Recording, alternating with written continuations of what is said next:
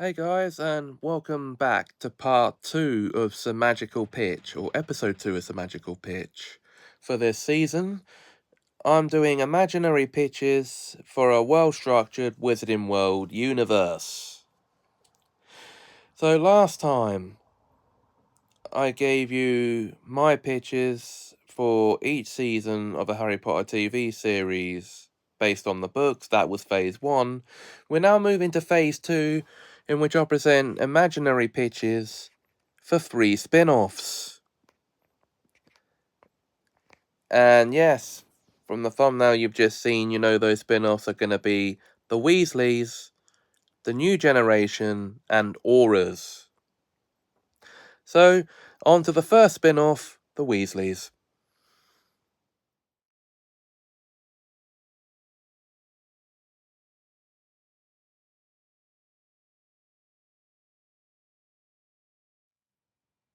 Now, in my mind, the Weasleys is a family sitcom set in the Wizarding World, focusing on the Weasley family.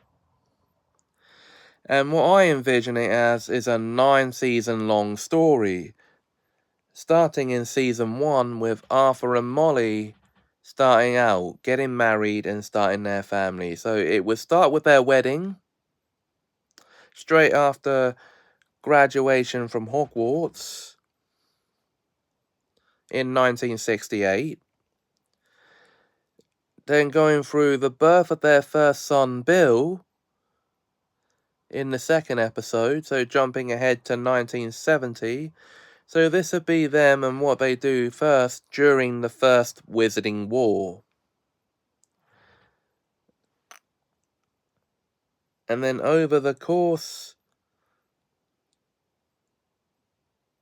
of the rest of the season, it's Arthur and Molly raising Bill through 10 episodes, each 45 minutes in length. That's a bit long for a sitcom. So, how about 10 episodes, each 22 minutes in length? Yeah, that's better for a sitcom, so...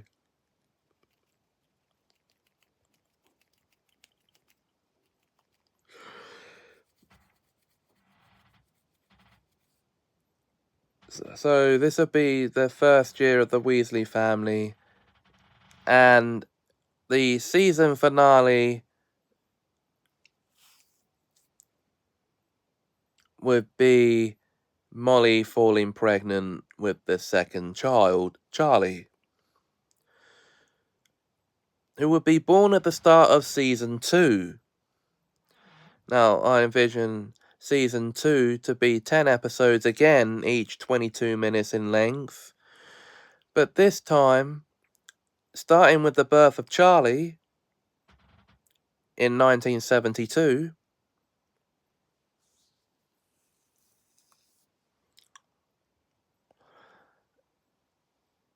and the beginning of the Weasleys' financial hardships beginning to fall into place.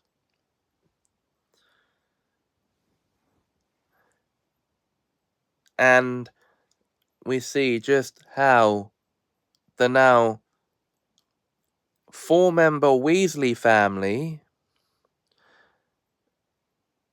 deals with this struggle as it starts to happen. And this would culminate in a skip to 1976 at the end, in the last few minutes of the season finale, where we witness the birth of Percy. See what I'm doing here? Okay.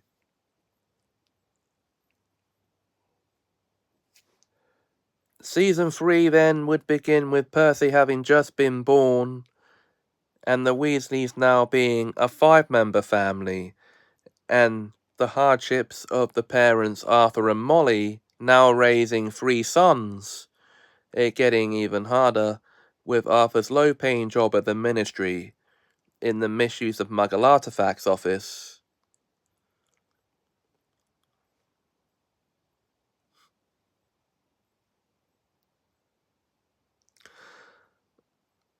and Molly being a stay-at-home mum.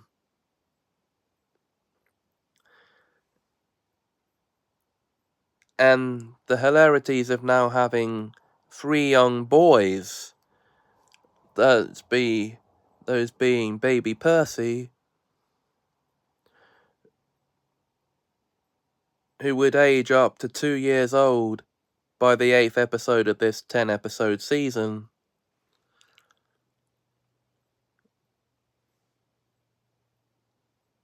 Or age up to about 1.5 years, actually.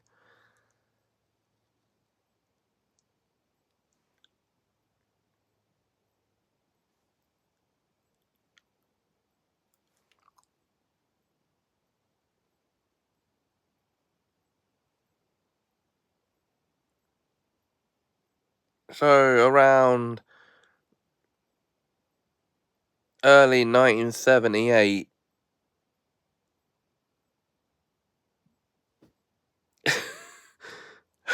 so just before Fred and George are born, which would happen in episode 9 of the season, the birth of Fred and George Weasley, and then the Weasleys becoming straight up then a 7-member family, and the hardships of now raising 5 boys starts to fall into place. So,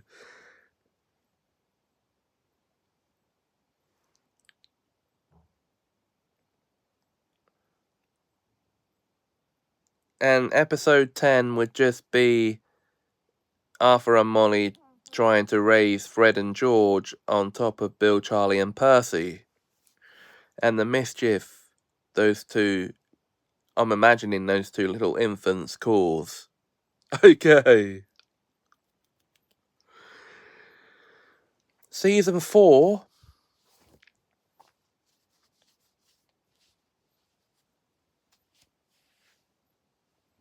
Okay, we go. Season 4 would just be mostly, through most of the season, the 7-member Weasley family getting on with their day-to-day lives through 10, 22-minute episodes.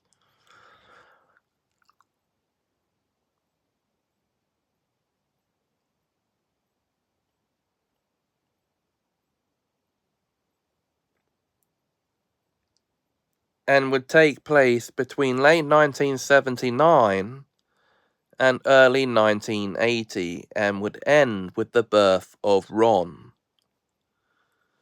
So this is basically a prequel series detailing the lives of the Weasleys during the First Wizarding War. So, for the most part.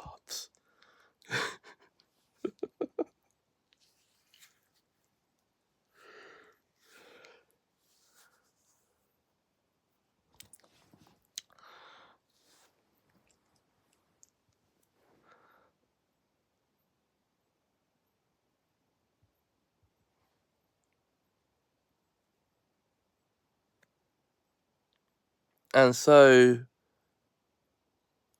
that's where season 4 would end. Season 5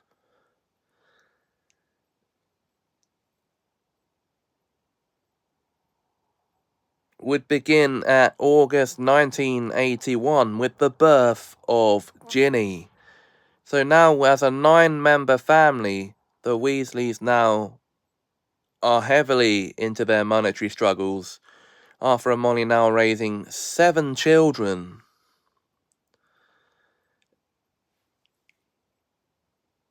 And they would deal here with Bill getting his Hogwarts letter upon turning 11. Because we'd enter the winter months of 1981. Early in the season. And it would jump ahead into 1982. In the second half of the season.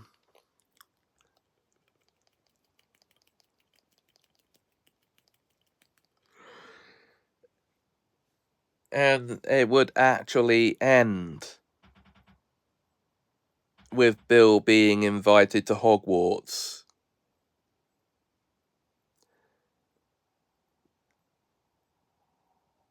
So, yeah, in the summer of 1982, Season 6, because we're now at the end of the first Wizarding War, Season 6 would deal with Bill going off to Hogwarts for the first time and being sorted into Gryffindor House. So it would basically deal with Bill's first year at Hogwarts, with the other Weasleys taking the roles of mainly supporting characters. But we will get to see scenes of Arthur at work and Molly at home with Charlie, Percy, Fred, George, Ron and Ginny.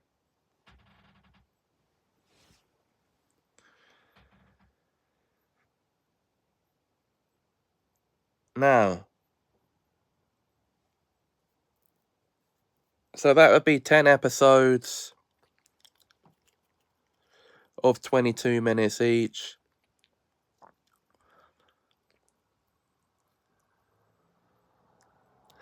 Season 7, that would jump ahead a couple of years to 1984 and begin in the summer of that year with Charlie receiving his Hogwarts letter. And then would quickly show them going to Diagon Alley to get him his wand and robes. Well, he'd just received those as hand-me-downs from Bill at this stage. Or would he? Okay. And then it would basically, in the third episode, detail the start of Charlie's first year at Hogwarts and Bill's third. And this is where we would meet the young Nymphadora Tonks for the first time. Don't call her that, by the way. Don't call her Nymphadora. Okay. And see the start of them becoming friends. And the start of Charlie's love for the outdoors and magical creatures. Well, not there yet, but you know.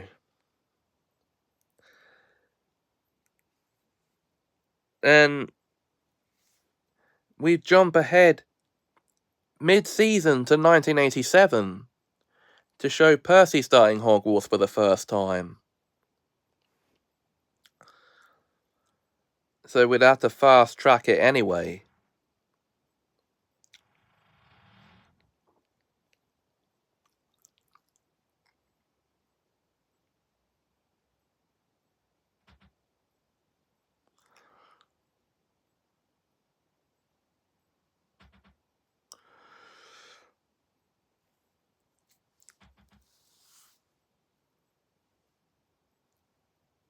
And we'll end the season jumping ahead again to 1989 with Fred and George receiving their Hogwarts letters.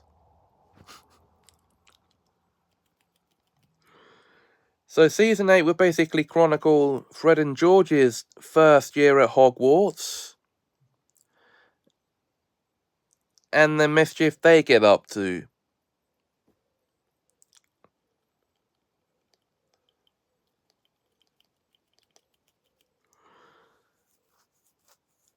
And believe me, this will be detailing them finding the Marauders map in Mr. Filch's office after getting into trouble with him and being dragged there.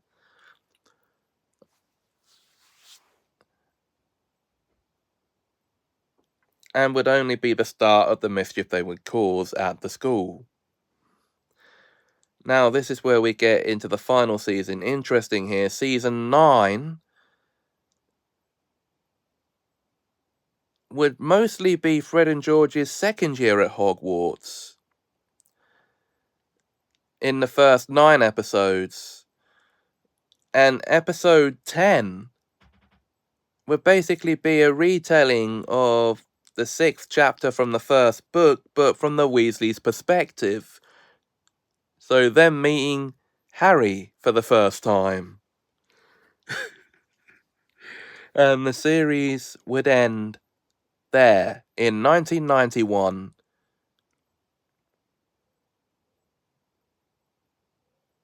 With the Weasleys having met Harry Potter for the first time on platform 9 3/4. And that's it. My pitch for the Weasley spin-off series. You can see how well I thought that one through. On to the next spin-off, The New Generation.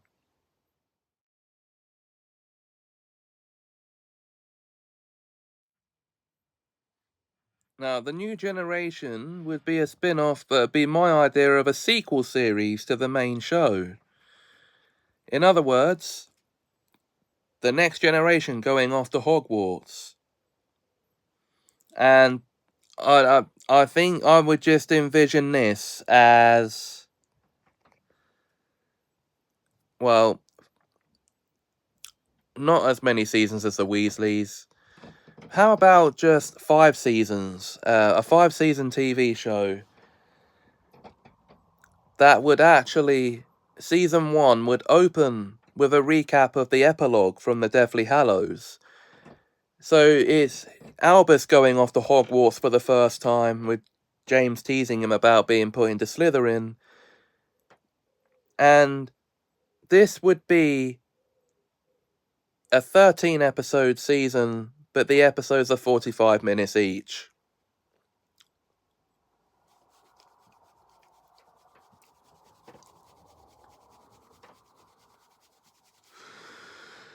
And without any of that cursed child nonsense. No.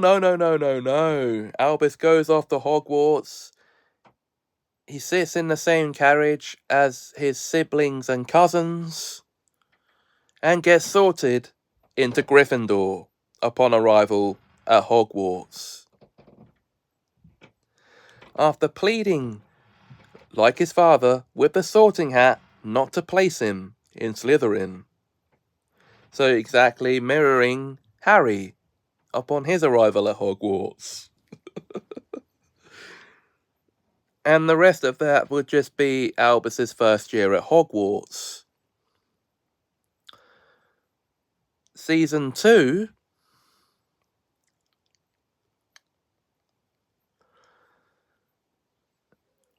would skip ahead a couple of years to show the youngest Potter child, Lily, and the youngest Weasley child in the new generation, Hugo, going to Hogwarts for the first time.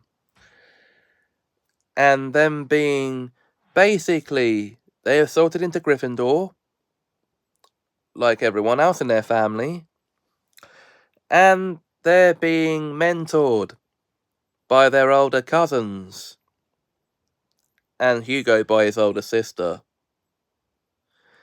and Lily by her brothers, Albus and James. So it's to deal with another year at Hogwarts, this time a couple of years ahead in time, so we get to see how young Lily's first year goes.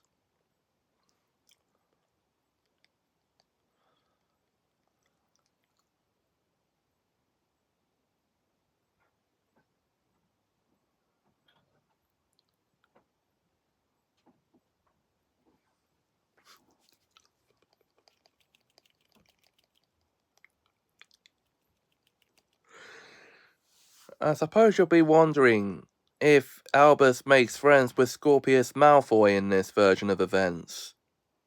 Yeah, he still does, but doesn't get sorted into Slytherin. Okay.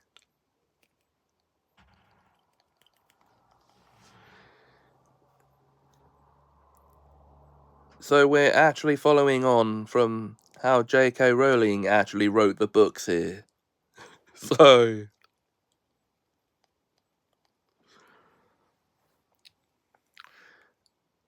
So now,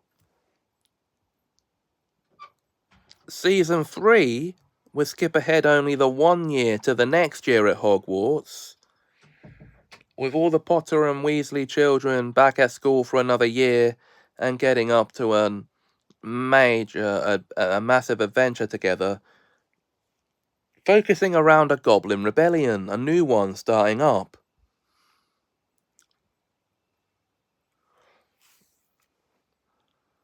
And they start to uncover some secrets as well.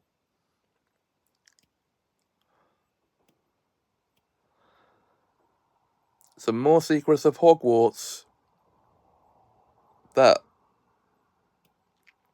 maybe, just maybe, no one has ever discovered before.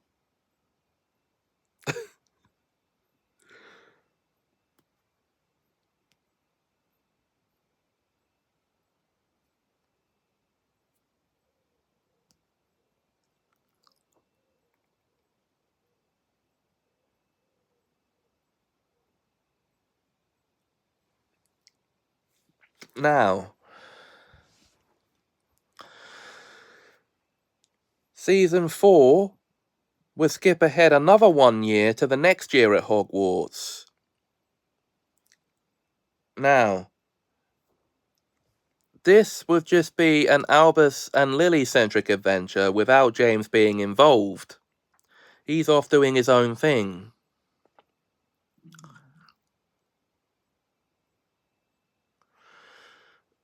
It would start in the next year at Hogwarts, but every few episodes might have to skip ahead in the timeline because we'd need to show events like James's Hogwarts graduation and Lily's progression through the school. So Albus and Lily team up to go on an adventure together in this season mainly, with James helping them from the sidelines. So as I said, James won't be as involved with this, nor will Rose or Hugo, because the way I've envisioned it is a brother and sister type adventure. And together, they detect some strange goings on at Hogwarts, as some students are starting to turn up under a sleeping curse that they now have to break.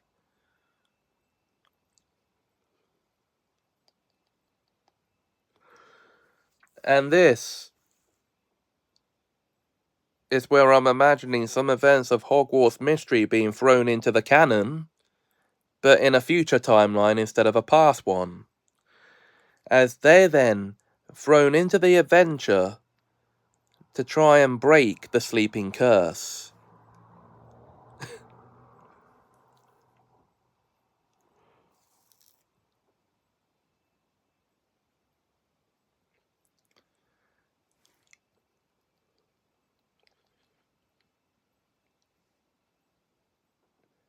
Now, the season would end Albus's story after they break the curse, because I'm imagining this to be Albus in his 7th year at Hogwarts and Lily in her 5th.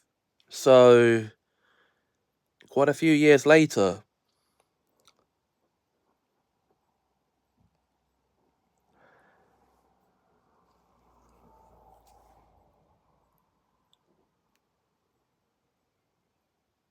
So it would end with Albus's graduation from Hogwarts.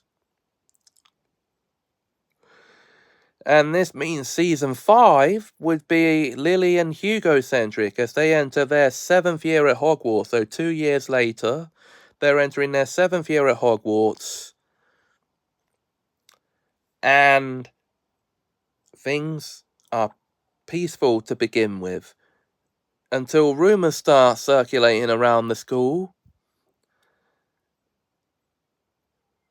that a new monster has taken up residence in the Chamber of Secrets. If it's not a basilisk, what is it? So they have to go on a similar kind of adventure as the Golden Trio does in the Chamber of Secrets to uncover the mystery. By this point, though, there is a new head teacher at Hogwarts.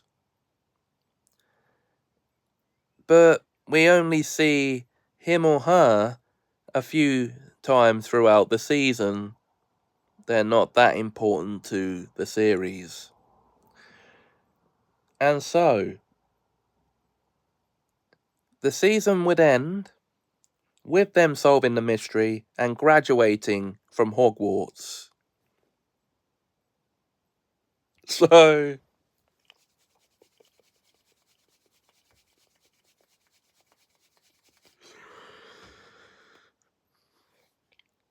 that would be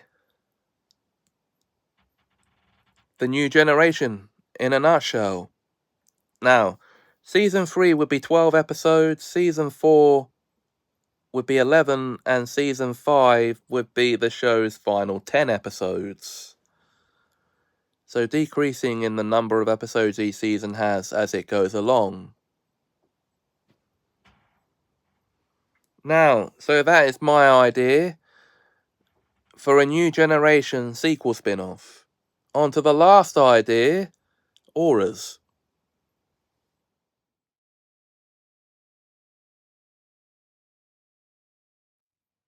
I think you know what this one is.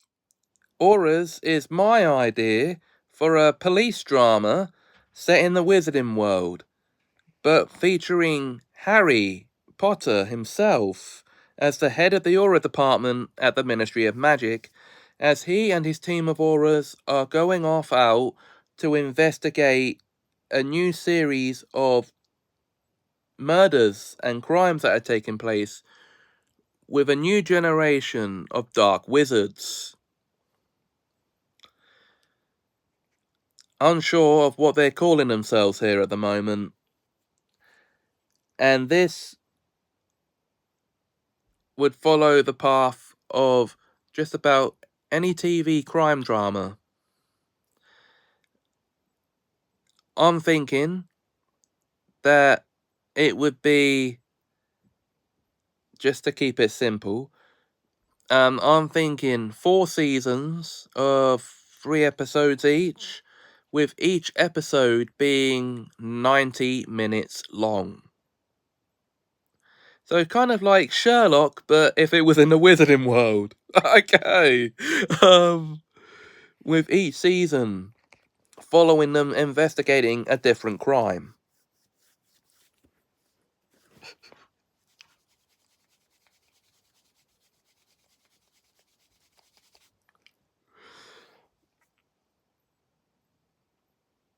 And uncovering a different dark artifact along the way.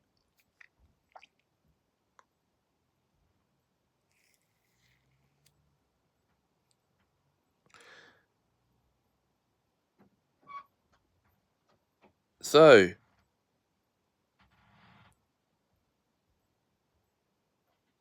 okay.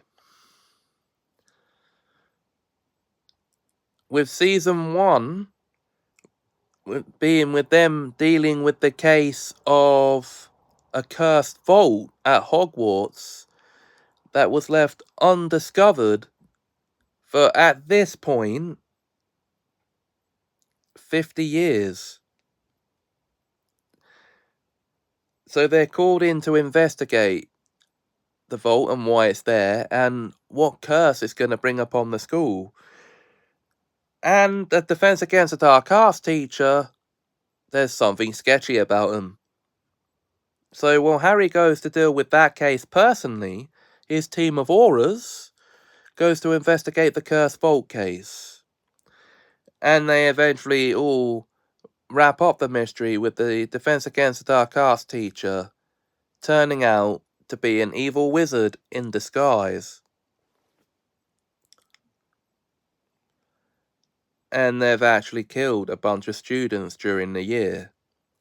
So that wizard is put on trial and sentenced to life in Azkaban.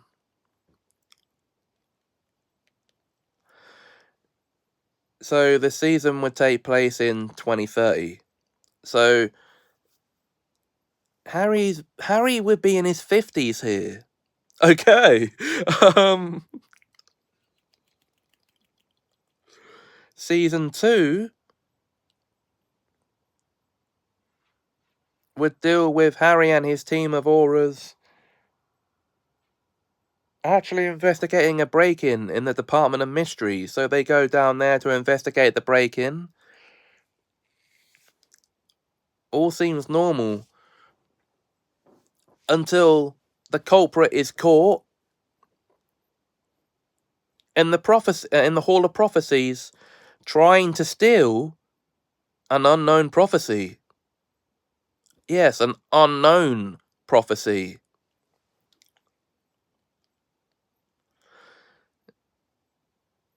One that actually survived the trashing in the Order of the Phoenix. Who made this prophecy? And who and what is it about? Even that's unknown here. So, they take it back and investigate it, only to turn out that, or only to discover it's a fake prophecy. Some practical jokers managed to hide down there, somehow. Okay. But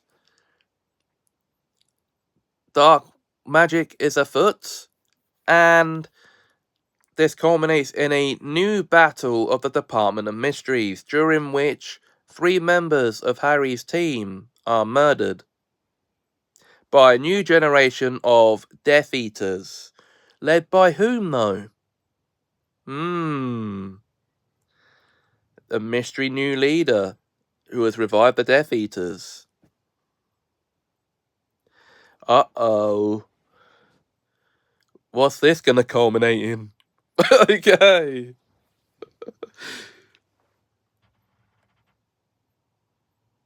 Now, in between seasons, we'll have a Christmas special. And this will actually deal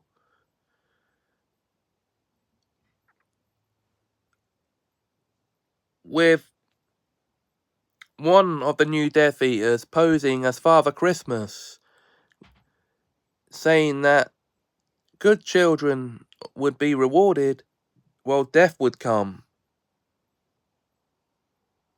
to the naughty ones. Who is this mysterious Death Eater in disguise? Nobody knows. The name is actually not given throughout the whole special.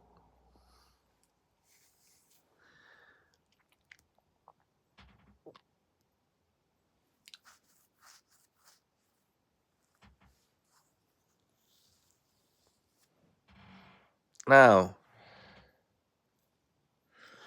being a Christmas special, this special would be over 2 hours long.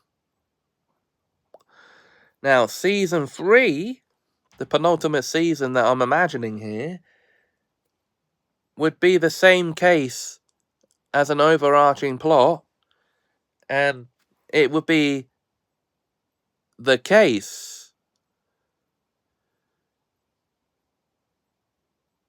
of the U Wand.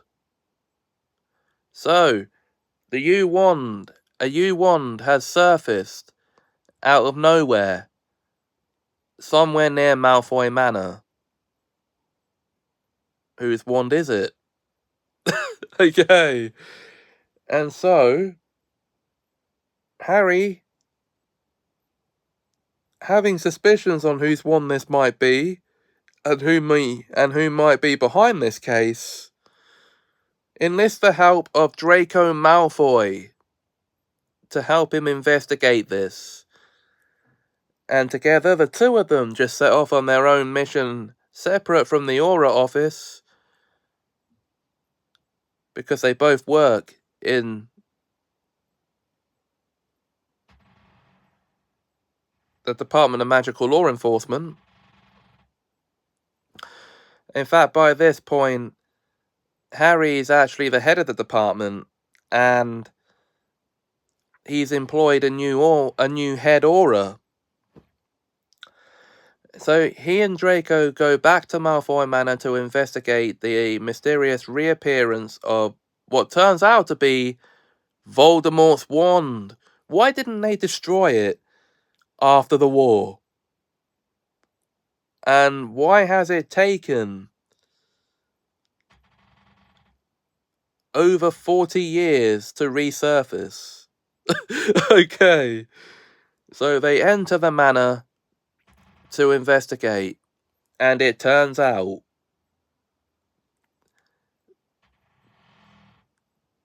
that Lucius Malfoy is the new leader of the Death Eaters. He's the one that's been recruiting them.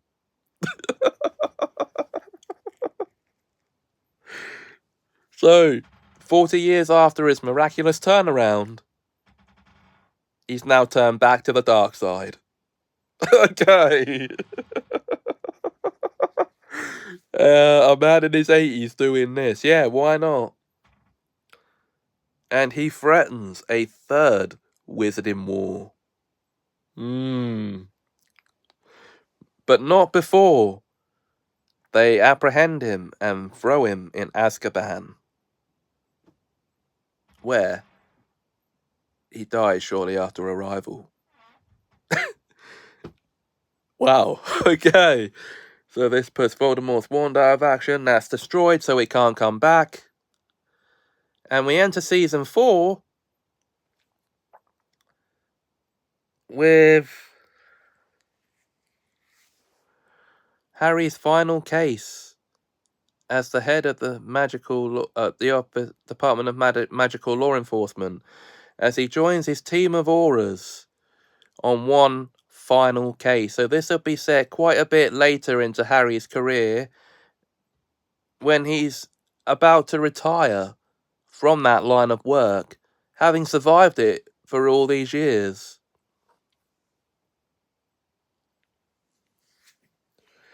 And on his final mission as an Auror,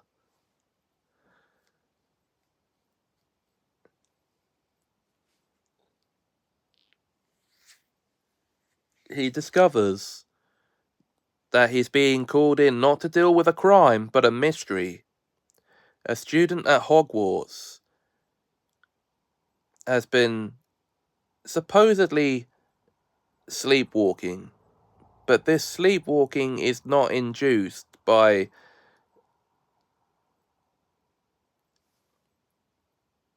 any nightmares or anything. It's some kind of curse that's making him sleepwalk. So Harry and his team are called to Hogwarts to try and solve this mystery. So, yes, it is also being caused by some kind of dark magic. But what's causing it? It's not a cursed vault being opened. And Harry, being Harry, and his team of Aurors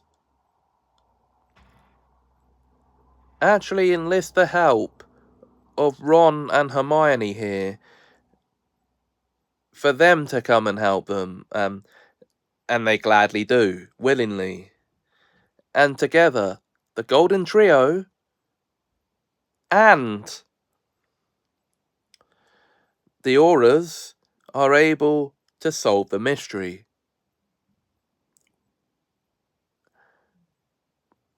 Apparently, it's just some kind of magic gone wrong that took a dark turn and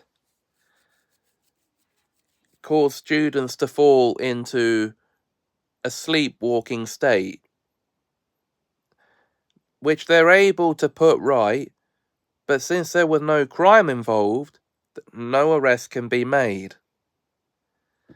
And at the end of the series, Harry retires, handing his job as head of magical law enforcement over to his successor. And we don't find out who that's going to be. We just see a shadowy figure in the office turn around to face the camera, but we don't see all of his face. And that's where the series ends. Okay. And that's because we end on a special resolving that cliffhanger, as it turns out that one of Harry's own sons has become an Auror in the intervening years, and he's been working with Harry on these cases.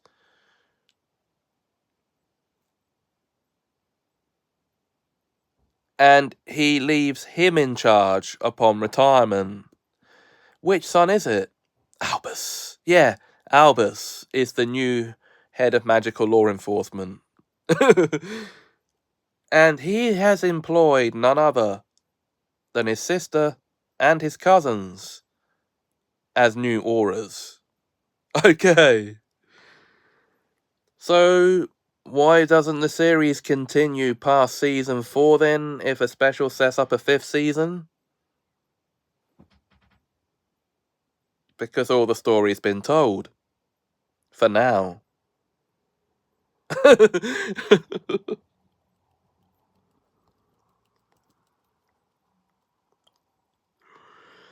So, that's it for these 3 spin-offs. I hope you enjoyed my imaginary pitches.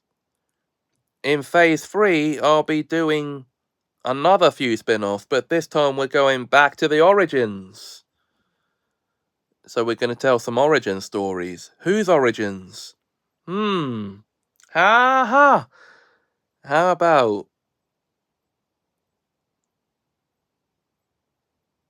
the Dumbledore and Grindelwald trilogy?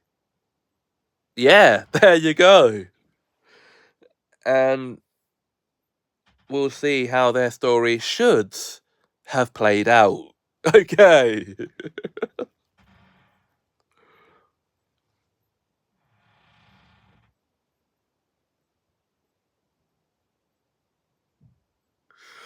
That's next time though, guys. Until then, if you enjoyed this video, please like, comment, share and subscribe. Thanks for watching, and have us a magical time.